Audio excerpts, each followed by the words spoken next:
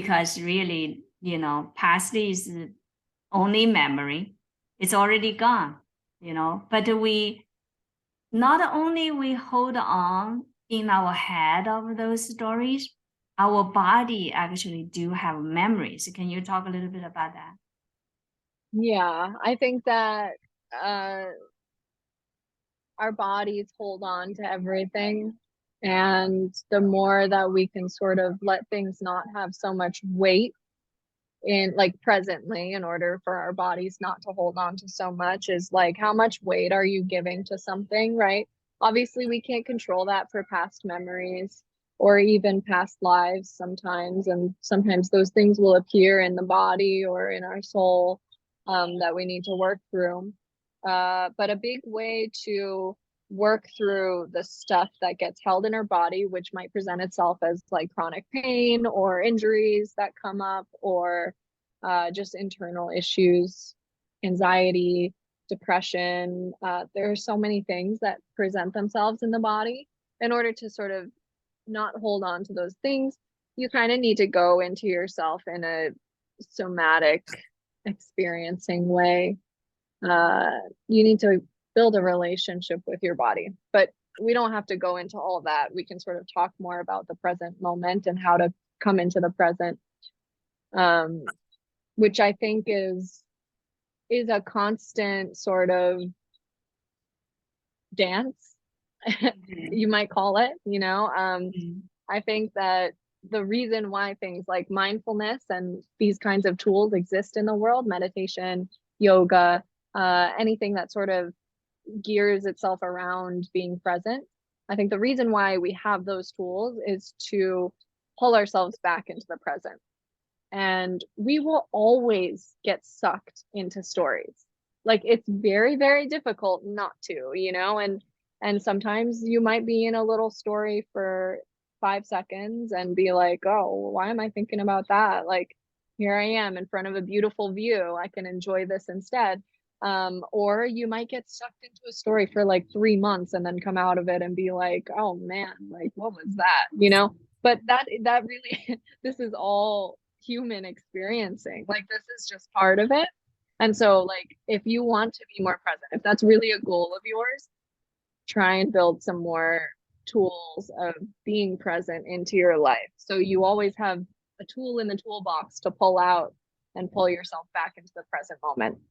You can use a lot of things. You can use your senses, smelling things, becoming aware of things, and then you can use other things. You can use ways of sort of reading of thoughts. You can journal. There are just so many different ways that you need to sort of figure out what works best for you. And you'll sort of learn over time, what kind of story am I in? What's the best method of pulling myself out? And this is all personal. Everybody's very different.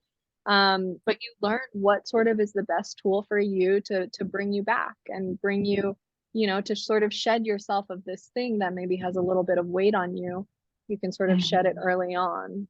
And some people Mhm. are just naturally better than other people at being in the present moment. And that's very, very, like there are many factors that play into Mhm. that, whether they've had past experiences, near death experiences, you know, done certain kind of drugs, right? Like there's just so many different factors. So, you might see somebody who's way better at it, and that's fine. Like everything's fine. That's kind of what Mhm. you have to just realize. Everything's fine. Stories are just stories. Yes, yes. Um, okay, so talking about the tools, and for example, is that, with myself, when I was not very good at it, is that, when I get myself into, the story time, like just kind of like, keep looping in the same kind of, thought, Yeah. right? And keep doing that again and again. I find myself at the earlier time was that I just absorbed myself in my work, like Yeah. becoming a workaholic. That's Oh one, yeah. right? Like Oh becoming yeah, I've done obsessed. that too. Yeah, like you just keep working, right? And because you keep yourself so busy, and then you kind of as if, that your entanglement, as if your looping of the thoughts go away, but actually that's not, you know. Yeah. And then very often I notice some people is that when they do that, actually is that, like their body break down, and then they end up like being really, really depressed, you know? Yeah. They burn themselves out. Mm-hmm. I Yeah. think that so with thought looping Uh-huh. specifically, uh I don't think anybody's gonna like what my suggestion is for that one because Uh-huh. it's hard. Uh is to just stop. Okay. Is to just stop the looping. Is to literally just train yourself every time you get into a thought loop to just stop. Uh-huh. That's my biggest Like suggestion, how and do that's you a big stop suggestion for a though? lot of things. Like how do you actually stop? Like for example, Sometimes you won't be able to, and other times you will. Like, but what's your example? well, like me is that sometimes I catch myself actually trying to stop, right? And then what I was doing is that I noticed there's a certain behavior comes with it. Like for example, sometimes I notice myself would look for a snack to eat instead Yeah. of, instead. So yeah, so the way that you sort of prevent other things from happening, like instead of searching for things to fill the void, right? Yeah. You need to ground yourself. So usually what you're trying to do when you're looking for food, when you start to have that emotional hunger, you're Mhm. trying to ground yourself. Food is grounding. You're trying to ground yourself into the human body and the human experience. So what I do when I see like, a thought is looping, and I'm just like, well, I'm just going to stop. So what I immediately do is I look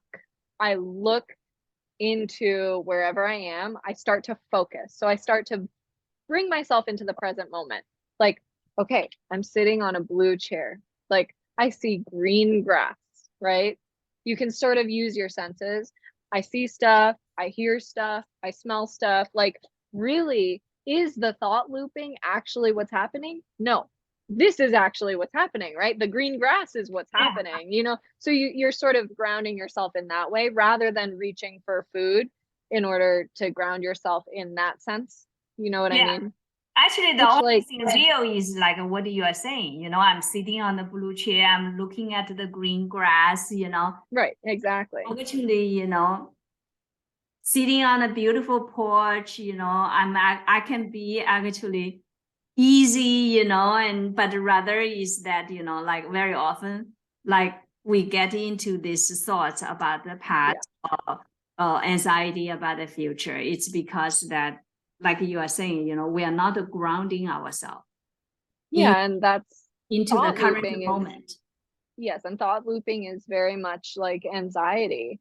And Mhm. it is that's my solution is just to stop and to ground yourself into the human experience because I've learned that other forms of approaching that are you're like looking for a solution. You're, like how many times I've gone into thought loops and tried to find a solution, right? Like that just continues the loop in a different way, right? We want to stop the looping entirely. It's the looping that's the issue. It's not actually the thought.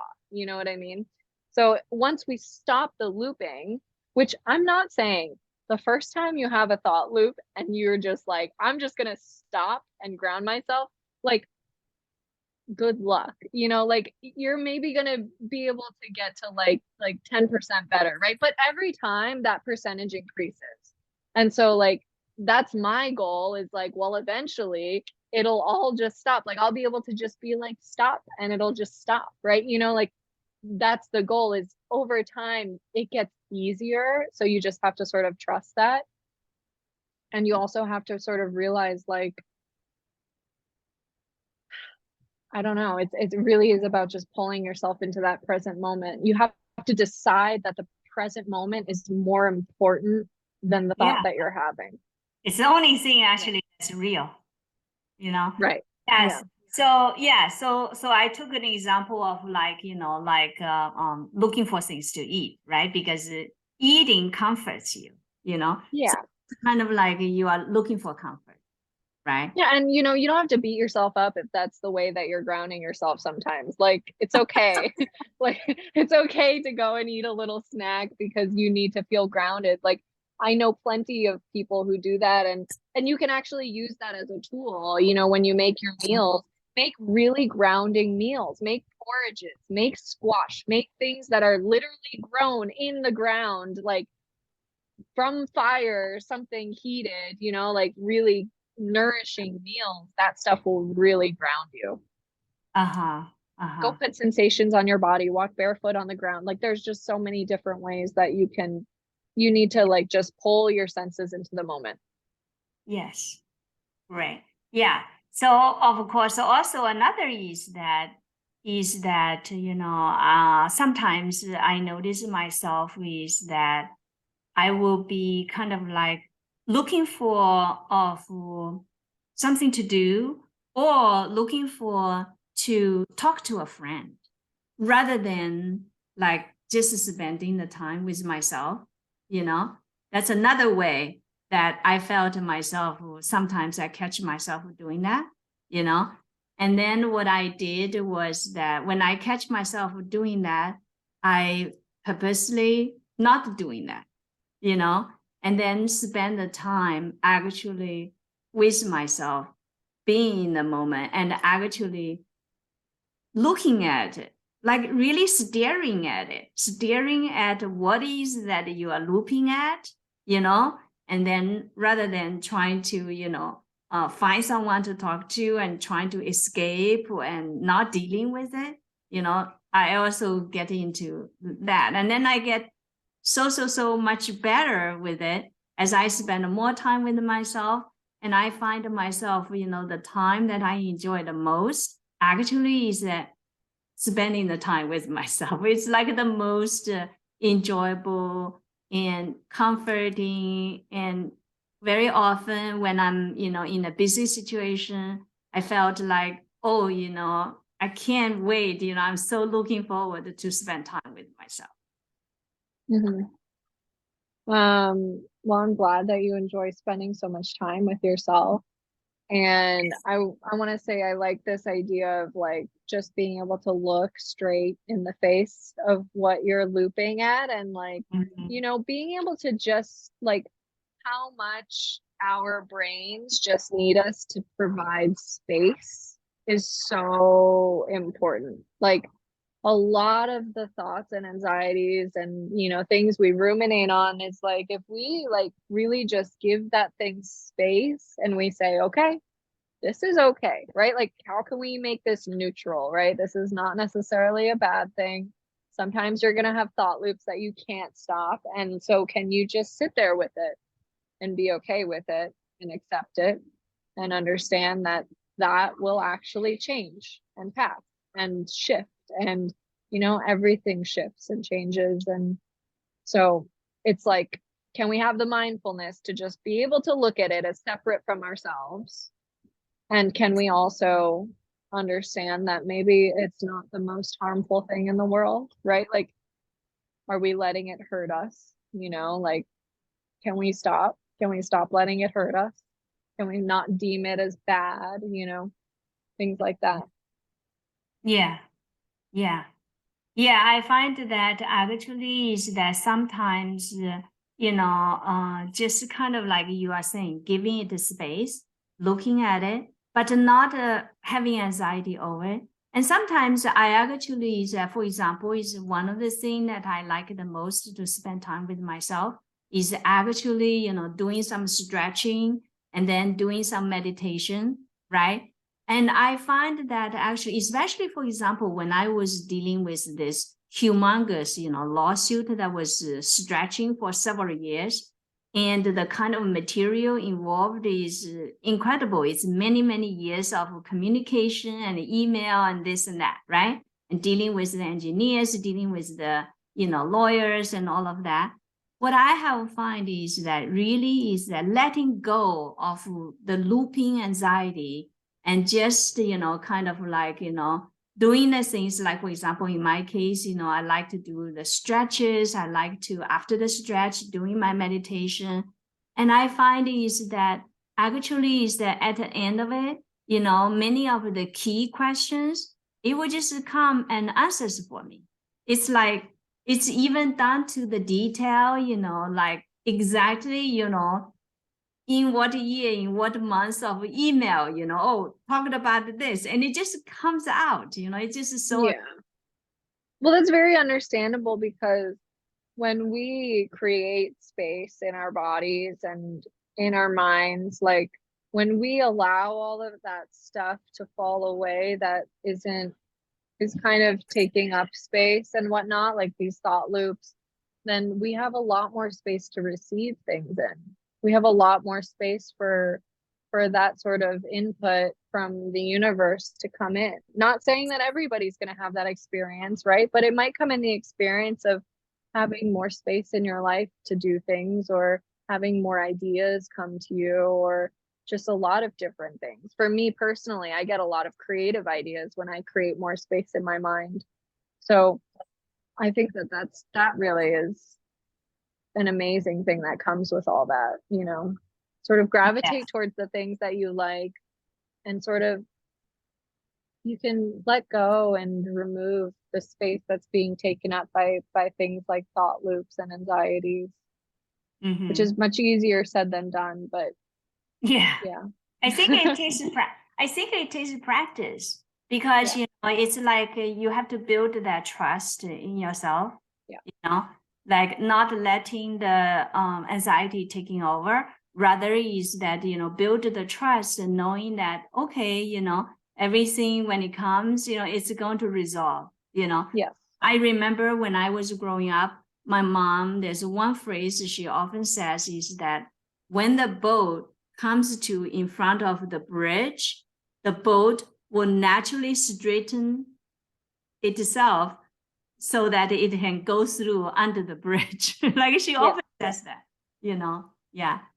And then another thing, what I have noticed is that, and that, actually is that a lot of people think, the Taoist practice of Wu and Wu Wei, the Wu actually is that it's about emptiness, but at the same time, it contains everything, right?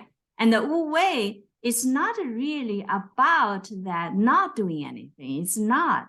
It's rather is that, is when you created the space, when you give space to yourself, a lot of things just gets done and achieved in a much more efficient and better way, because is that how to say, like you use the word of, the universe. It's like as if the universe just comes together for you. It's like that feeling of is that the universe is come together for you. That's my take on, of the word, what the word really way means. yes, exactly. I totally agree with that. I found in my life that the times that I make the most space and just really, clear out as much as possible and just live as presently as possible, those are the times that the most beautiful things happen in my life. And like they're just presented to you, like they just they come because there's space for them to come. And that's it, right?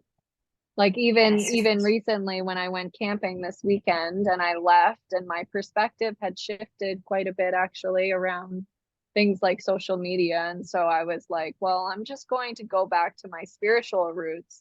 And because that's happened to me multiple times before, where I create the space and things come, I have that self-trust in knowing that now if I do that, things will come much more naturally than how I was attempting them before. So Yeah. there's just, yeah, so it's a lot about trust. And that's also where the stopping of the anxiety loops kind of comes into play, because you need to do it so you can trust that thing was nothing. You're going to Uh-huh. look back the next day at the thought loop you had that you had stopped and realize, wow, it really was nothing, right? Like you think it's so large in the moment and yet it's really not. So you need to just develop the trust of, if I stop this, nothing bad is going to happen, right? I don't need a solution for this thing. I don't need anything else because I know that if I create space, things can solve whatever it is or whatever. Things can naturally happen, and building that trust. And that's a big manifestation practice, right? Is building that trust and realizing these things always do happen in this way. And so it's okay to let go. Yeah, I think it's hard for that the people have gone through very rigid, like a logical training or science background. It's hard because you were always taught, like the discipline, and how that need to strive, to make Yes. things change. I You need think, to work hard in order to yeah, get yeah, things. Yeah. yeah. I think, yeah. Um, Yeah, but like everybody falls into that loop, I think, and I'll fall into that loop so often. But I think that you can also, like, it's also a very logical view though, to view it as, well, if I build this trust, if I try things a different way, if you view it as an experiment, right? You try things a different way, you build that trust, and you're able to see different results every time that, are proving that you can trust this, then that really is, I don't see anything not logical about that, right? That's mhm, essentially how I sort of got to this conclusion of like stopping is like, this is actually a quite psychological view of things. Like mhm. you're changing the way that your brain is viewing the situation and just altering it slightly every time and moving it into a new direction, and a new neural pathway is being formed. Like it is very logical as well. Just Yes, depends on yes. how you describe it. Yeah, yeah. I think that it's building on experience, because initially, definitely, you're gonna feel like, oh my God, like because also is that also peer pressure too, it's like in other people's eyes, like as if you're not making effort at all, you know. Right. Yeah. But like depending, like, I don't know, it's like, yeah, that's something that's tough, right? A lot of people care about what other people think. But at the same time, that's really just you caring. Like that's really you. Like you just need to face your relationship with yourself, right? Uh-huh. Like sometimes, like in the past, I feel like, okay, I cared what other people think, but really, like, do I really know what other people think, first of all, right? Like that's Uh-huh. actually your perspective entirely. Like Uh-huh. I understand that people in a more science-minded world are thinking, like, they know what people expect of them, and so Yeah. they go down a certain path, right? um but in the end, like, how much, like, in the end, gosh, there's just so many things. You need to know that this is your life, Uh-huh. right? This is your life. It has nothing to do with anybody else, right? Like, let's just play really into the ego for a second, because it is important in the end that, like, you need to be the most genuine self of who you are. Okay, like that's what I want in other people. Is like, I want you to be who your soul is entirely, who your heart is. Just be that genuinely yourself. Biggest ego ever, I don't care, right? Be the main character of your life and enjoy it and live it fully and have the human experience that your soul is meant to have in this lifetime. So to me, it's like you need to cut the stuff that's telling you that other people's opinion matters of your life. Uh-huh. That's Because That's hard because when we are growing up, in many ways, it doesn't matter. We always felt that, that we have to live up to, whether it's the parents' expectations or whether it's your relatives' expectations. then you have to realize, what do you want to do? Do you want to live in your parents' expectations? If you're deciding that you want to do that, then do that, right? But if you're Mm-hmm. deciding, if you think like, well, one day I'm going to live my life the way I want to, well, you might as well do it now, right? Like, Mhm. you might as well do it now because that's what you got right now, right? Like that's it. That's the present moment. That's bringing yourself into the present. It's like, well, you don't know if you can do it one day, so you might as well just do it now, right? Oh, one day I'm not going to have anxiety at all, right? If you really don't want to have anxiety one day, right? Like, oh, well, you might as well just stop those thought loops now. You Uh, might as well. You might as well not have the anxiety now. Like that's kind of my mentality of like let's just bring everything into the present moment, and just squash it right here and now because you want to do it one day.